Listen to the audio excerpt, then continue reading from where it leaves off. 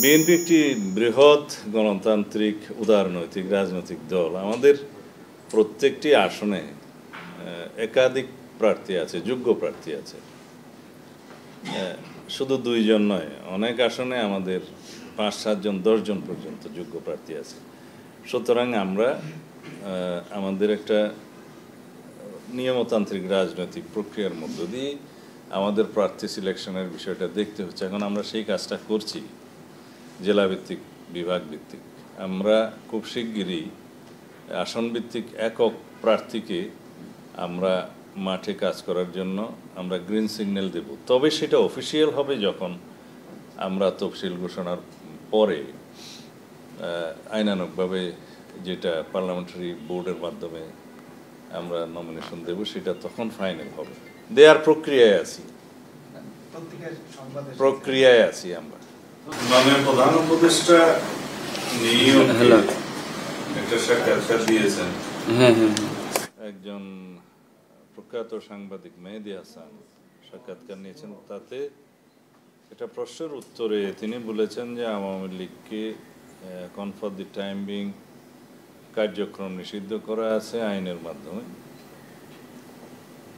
এটাকে একটু ইন্টারপ্রিটেশনটা এইভাবে দিয়েছে কিছু কিছু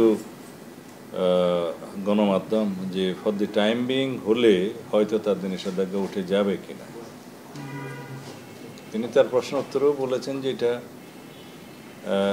এখনো পর্যন্ত নিষিদ্ধ আছে, তার মানে তারা নির্বাচন করতে পারবে না এবং তাদের রেজিস্ট্রেশন ইলেকশন কমিশন সাসপেন্ডেড করেছে। এই বিষয়গুলো আমরা অনেক দিন আগে আমাদের ইন্টারপ্রিটেশন দিয়েছিলাম। মানে প্রধান উপদেষ্টার এই সাক্ষাৎকারের পরে ওনার প্রেস সচিব এবং পরবর্তীতে আইন উপদেষ্টা একটা ব্যাখ্যা দিয়েছেন যে আওয়ামী লীগের বিরুদ্ধে আরোপিত যে নিষেধাজ্ঞা রাজনৈতিক কার্যক্রমের, সেটা প্রত্যাহারের সম্ভাবনা নেই। এখানে আইনি ব্যাখ্যাটা এরকম: আওয়ামী লীগের রাজনৈতিক কার্যক্রম উপরে নিষেধাজ্ঞা বা আওয়ামী লীগের কার্যক্রমকে নিষিদ্ধ ঘোষণা করা হয়েছে সন্ত্রাস বিরোধী আইনের মাধ্যমে, এবং আওয়ামী লীগের যে রেজিস্ট্রেশন ইলেকশন কমিশনের সাথে আছে সেটা সাসপেন্ডেড করা হয়েছে ইলেকশন কমিশন থেকে। সেটা কি আইনের ভিত্তিতে করা হয়েছে সেই ব্যাখ্যা ইলেকশন কমিশন দিবেন। আর আওয়ামী লীগকে রাজনৈতিক দল হিসাবে বিচারের আওতায় নিয়ে আসার জন্য আমাদের দাবি ছিল সর্বাগ্রে। আমরা এই বছরের জানুয়ারি ফেব্রুয়ারি মাসে অফিসিয়ালি সেটা দাবি করেছি। আমরা লিখিত আমাদের পত্র দিয়েছি প্রধান উপদেষ্টার কাছে যে রাজনৈতিক দল হিসেবে আওয়ামী লীগকে বিচারের আওতায় নিয়ে আসতে হবে। বিচারের মাধ্যমে সাব্যস্ত হবে আওয়ামী লীগ এদেশে রাজনীতি করতে পারবে কিনা, নির্বাচন করতে পারবে কিনা। নির্বাহী আদেশের মধ্য দিয়ে কোনো রাজনৈতিক দলের নিবন্ধন বাতিল হওয়া বা কার্যক্রম বাতিল হওয়া বা রাজনৈতিক দলকে নিষিদ্ধ ঘোষণা করা আমরা আমাদের দলের পক্ষ থেকে নীতিগতভাবে আমরা কখনোই একমত নই। যা কিছুই হবে বিচারিক প্রক্রিয়ার মধ্য দিয়ে, আইনগত প্রক্রিয়ার মধ্য দিয়েই হতে হবে।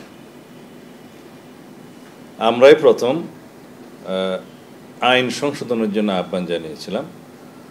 আইসিটি অ্যাক্ট, যেটা মানবতা বিরোধী অপরাধের যে আদালত, ইন্টারন্যাশনাল ক্রাইম ট্রাইব্যুনালের যে আইন, সেই আইনে পরিবর্তন নিয়ে এসে সেই আইনেই আওয়ামী লীগের বিরুদ্ধে গণহত্যা এবং মানবতা বিরোধী অপরাধের জন্য রাজনৈতিক দল হিসেবে আমরা বিচার দাবি করেছি। আমার জানা মতো এখনো পর্যন্ত সরকার সেই আইনে কোনো মামলা দায়ের করেনি আওয়ামী লীগকে রাজনৈতিক দল হিসাবে বিচারের জন্য। আইনটা পরিবর্তন হয়েছে আমাদের দাবির প্রেক্ষিতে, সেটা আপনারা জানেন। সেই আইনে রাজনৈতিক দল হিসাবে, সংগঠন হিসাবে বিচারের জন্য গণহত্যা, মানবতা বিরোধী অপরাধ, যুদ্ধ অপরাধ ইত্যাদি অপরাধে বিচারের জন্য বিধান করা হয়েছে, শাস্তির বিধান করা হয়েছে, রাজনৈতিক দল হিসাবে নিষিদ্ধ করার বিধান করা হয়েছে এবং জরিমানার বিধান করা হয়েছে রাজনৈতিক দলের সম্পত্তি বা অন্যান্য যা কিছুই থাকবে সব কিছু ফরফিট করার ব্যবস্থা সেই আইনে লেখা আছে। কিন্তু সেই আইনের অধীনে এবং এই আইনটা সংবিধানের 47 অনুচ্ছেদ অনুসারেই সমর্থিত আইন, সেই আইনের বিধান অনুসারে সরকার ইচ্ছা করলে এখনই আওয়ামী লীগের বিরুদ্ধে মামলা দায়ের করতে পারেন। সেটার জন্য প্রসিকিউশন টিমকে ইনস্ট্রাকশন দিলে ইতিমধ্যে অনেক সাক্ষ্য প্রমাণ, ভিডিও, অডিও এবং প্রিন্ট, ইলেকট্রনিক মিডিয়া অনেক সাক্ষ্য আছে, অনেক বাস্তব উইটনেসও আছে। তো সরকার এখনো পর্যন্ত সেটা করে নাই, আশা করি করবে। এখন মাননীয় প্রধান উপদেষ্টার প্রশ্নে সেই ব্যাখ্যাটা থাকলে ভালো হতো যে বিচারিক প্রক্রিয়ার মধ্য দিয়ে আওয়ামী লীগের রাজনৈতিক ভবিষ্যৎ নির্ধারিত হবে। নির্বাচন কমিশন তার রেজিস্ট্রেশন বাতিল করেছে বা সাসপেন্ডেড করেছে এবং সরকার সন্ত্রাস বিরোধী আইনের মাধ্যমে আওয়ামী লীগের রাজনৈতিক কার্যক্রম নিষিদ্ধ ঘোষণা করেছে সংগত কারণেই। কারণ আওয়ামী লীগের যে তৎপরতা গণ অভ্যুত্থান পরবর্তীতে আমরা দেখেছি, তাতে আওয়ামী লীগের মধ্যে কোনো রকমের অনুশোচনা আসেনি, জাতির কাছে তারা ক্ষমা প্রার্থনা করেনি, উল্টো গণ অভ্যুত্থানকারীকে তারা অপরাধী হিসেবে চিহ্নিত করছে এবং বাংলাদেশে অস্থিরতা সৃষ্টির জন্য, সাম্প্রদায়িক সম্প্রীতি বিনষ্টের জন্য এবং বাংলাদেশে বিভিন্ন রকমের সন্ত্রাসবাদী কার্যক্রম পরিচালনার জন্য তাদের পতিত স্বৈরাচারের নেত্রী শেখ হাসিনা দিল্লিতে বসে বিভিন্ন রকমের ষড়যন্ত্রে লিপ্ত আছে। সেটার অডিও আছে, ভিডিও আছে এবং তাদের বিভিন্ন অঙ্গ সংগঠন, নিষিদ্ধ ঘোষিত ছাত্রলীগ সহ অন্যান্য সংগঠনের মাধ্যমে তারা বাংলাদেশের বিভিন্ন জেলা এবং মহানগরে, ঢাকায় তারা ঝটিকা মিছিল করার চেষ্টা করছে। তো রাজনৈতিক কার্যক্রম যেহেতু নিষিদ্ধ, সুতরাং এটা বেআইনি। আজকেও শুনলাম বাইতুল মোকাররমের উত্তর পাশের গেট সংলগ্ন বোধহয় কিছু লোক ছাত্রলীগ, আওয়ামী লীগ নামধারী ঝটিকা মিছিল দেওয়ার একটা খবর জানতে পেরেছি এবং এখন দেখা যাচ্ছে প্রতি মাসেই কয়েকবার করে তারা এই উদ্যোগটা নেয়। তাতে করে জনমনে যে শঙ্কা আছে যে আওয়ামী লীগ দেশে সন্ত্রাসবাদী কার্যক্রম পরিচালনা করতে পারে, সেটা আমাদের কাছে মনে হচ্ছে এটা সত্যি এবং সেই কার্যক্রম হয়তো তারা আরও ভবিষ্যতে বৃদ্ধি করতে পারে। সুতরাং সরকারকে, আইনশৃঙ্খলা বাহিনীকে আরও বেশি কঠোর হতে হবে এই জাতীয় তৎপরতা বন্ধ করার জন্য।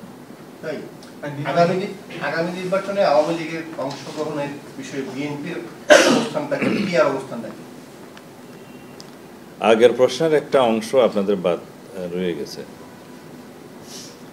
যে সাংবাদিক মেহেদী হাসান প্রধান উপদেষ্টাকে প্রশ্ন করলে তিনি এক পর্যায়ে বলেছিলেন যে ইন্টারিম গভর্নমেন্ট গঠিত হয়েছে কিন্তু তার মেয়াদ বলা নাই, এই মেয়াদটা ওনারাই ঠিক করবেন।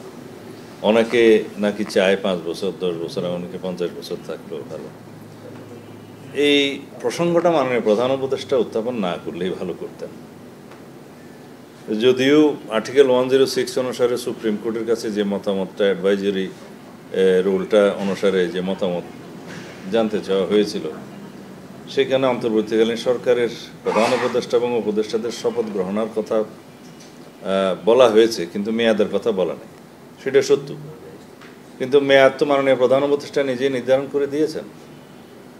তিনি ডিসেম্বরে ইলেকশন দেন নাই, ফেব্রুয়ারিতে দিয়েছেন এবং সেই ইলেকশনটার তফসিল ঘোষণার অপেক্ষায় আছি আমরা।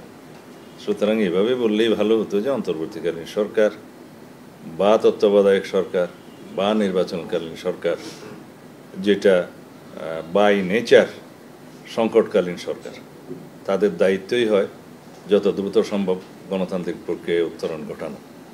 সেটা আমরা নেপালে দেখলাম, যেদিনই অন্তর্বর্তীকালীন সরকারের প্রধানমন্ত্রী হিসেবে যিনি শপথ নিয়েছেন, তিনি সেই দিনই ঘোষণা দিয়েছেন কোন তারিখে নির্বাচন হবে। পৃথিবীর বিভিন্ন দেশে গণ অভ্যুত্থান পরিস্থিতিতে দেখা গেছে যেখানে দ্রুত ডেমোক্রেটিক ট্রান্সফরমেশনটা হয় না, গণতান্ত্রিক উত্তরণটা হয় না, সেখানে কলহ, বিবাদ, এমনকি গৃহযুদ্ধও হয়। তো সুতরাং এটা আমরা শুকরিয়া আদায় করি আল্লাহর দরবারে যে আমরা এখনও সবাই ঐক্যবদ্ধ আছি। ফেসিবাদ বিরোধী জাতীয় ঐক্য যেটা আছে সেটা শক্তিশালী আছে, যদিও আমাদের মধ্যে বাকবিতণ্ডা, তর্ক বিতর্ক গণতান্ত্রিক চর্চা হবে, কিন্তু দিন শেষে আমরা সবাই গণতন্ত্রের স্বার্থে ঐক্যবদ্ধ থাকব। নির্বাচন ভাইয়া যেটা বলছিলাম যে আসলে এখন যে অবস্থা, নির্বাহী আদেশে আওয়ামী লীগ নিষিদ্ধ, এই অবস্থায় আগামী নির্বাচনে আওয়ামী লীগ নির্বাচনের বাইরে রাখার বিষয়ে বিএনপির অবস্থান নেই। একটু আগেই তো সেই কথা বললাম যে বিচারিক প্রক্রিয়ার মধ্য দিয়ে আওয়ামী লীগের রাজনৈতিক ভাগ্য নির্ধারণ হবে। আদালতেই নির্ধারণ করবে আওয়ামী লীগ দেশে রাজনীতি করতে পারবে কিনা। কারণ যারা হাজার হাজার মানুষকে হত্যা করেছে, দীর্ঘ 16-17 বছর ফেসিবাদী শাসন ব্যবস্থা কায়েম রেখেছিল, এবং যারা গুম খুন হত্যাসহ অসংখ্য মানবতা বিরোধী অপরাধে জড়িত ছিল, যারা বাংলাদেশের গণতন্ত্রকে বিনাশ করেছে সাংবিধানিকভাবে এবং রাজনৈতিক চর্চার মধ্য দিয়ে, অপরাজনীতির মধ্য দিয়ে, তাদের বিচার বাংলাদেশের মানুষ চায়। গণ অভ্যুত্থানের একটি বার্তা হচ্ছে এই গণহত্যাকারীদের বিচার হতেই হবে।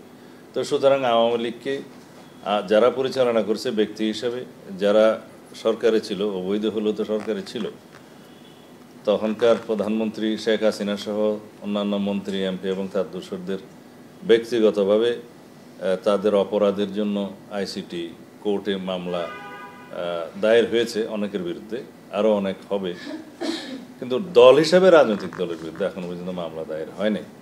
সুতরাং রাজনৈতিক দল হিসাবে এবং ব্যক্তি হিসাবে যারা দায়ী সেই সমস্ত অপরাধের জন্য উভয় বিচারই হতে হবে বাংলাদেশে। এর আগে তারা নির্বাচনে অংশগ্রহণ করতে পারবে কি পারবে না সেটা বিএনপির কোনো বিষয় নয়, সেটা জনগণের বিষয়, সেটা আইন আদালতের বিষয়।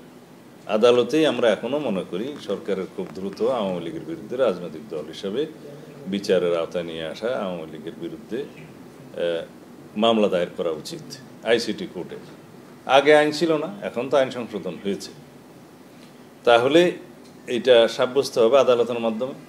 আর জনগণের রায় তো জনগণ দিয়েই দিয়েছে 5ই আগস্ট, যে বাংলাদেশে আওয়ামী লীগের কোনো রাজনীতি জনগণ চায় না। কারণ আওয়ামী লীগের রাজনীতির মধ্যে কোনোদিন গণতন্ত্র ছিল না। আওয়ামী লীগের রাজনীতি এবং আওয়ামী লীগের রক্তে কখনো গণতন্ত্রের, তাদের ডিএনএতে কোনোদিন গণতন্ত্র ছিল না। তারা সবসময় ফেসিবাদী আচরণ করেছে। আওয়ামী লীগের শাসন আমল 1971 পরবর্তীতে 1973 আমরা দেখেছি, 1974 দেখেছি, 1975 আওয়ামী লীগ নিজেই বিলুপ্ত হয়ে একদলীয় বাকশাল ব্যবস্থা প্রবর্তন করেছে। তারা হত্যার রাজনীতি করেছে, সন্ত্রাসের রাজনীতি করেছে, গুমের রাজনীতি করেছে। বাংলাদেশের রাজনীতিতে যত রকমের অত্যাচার, অনাচার, গুম খুন হত্যা সব কিছুই শুরু হয়েছে আওয়ামী লীগের শাসন আমল থেকে। আওয়ামী লীগের বিরুদ্ধে কথা বলতে গেলে বাংলাদেশের মানুষকে একটা মহাকাব্য রচনা করতে হবে তাদের অনাচারের জন্য। তো সুতরাং আওয়ামী লীগকে দেশের মানুষ প্রত্যাখ্যান করেছে, গণ অভ্যুত্থানের মধ্য দিয়ে তারা বিতাড়িত হয়েছে। তারা বাংলাদেশের রাজনীতি করতে পারবে কি পারবে না সেটা জনগণ জবাব দিয়েছে, এবং সামনের দিনেও আইনানুগভাবে আদালতের মাধ্যমে সেটা সাব্যস্ত হওয়া উচিত, এবং ভবিষ্যতেও জনগণ সেটা নির্ধারণ করবে। সুতরাং এটা বিএনপির কোনো বিষয় নয়।